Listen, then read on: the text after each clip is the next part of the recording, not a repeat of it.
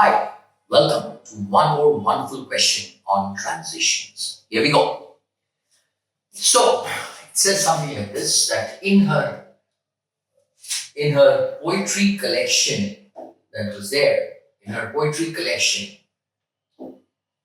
Thomas and Beulah, this is there, Thomas and Beulah, Rita Dove interweaves the titular characters, which is Thomas and Beulah, personal stories with preposition, broader historical narratives. Number one.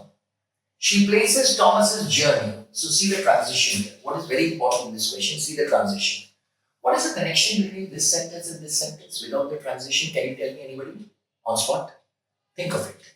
So this becomes, she places Thomas's journey from the American South to the Midwest. This becomes an example. This is an example of Thomas in the thing, in the early 90s, within the larger context, and then in the Thomas's journey in the thing, in the early 90s, within the larger context of the Great Migration. So this is Thomas.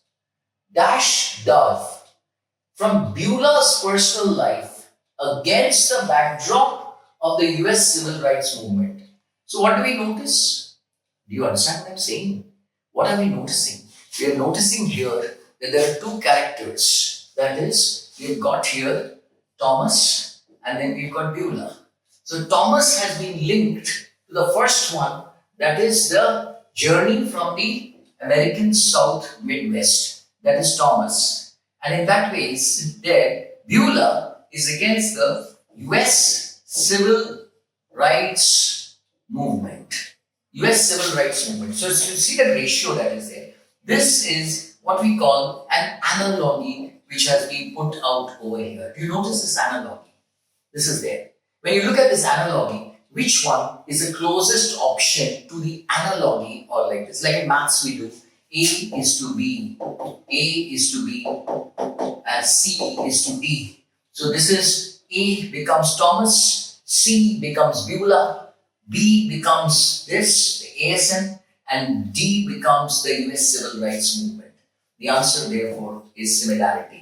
And that is where my answer is straight away. 30 seconds. That's all that you give to it. You're insulting yourself if you give more time. Get it straight. By now, you will get faster than that. Let's look at the other option. Specifically, this becomes an example. So therefore, it cannot be an example because this is the original, it's being taken down from there. So it cannot be an example.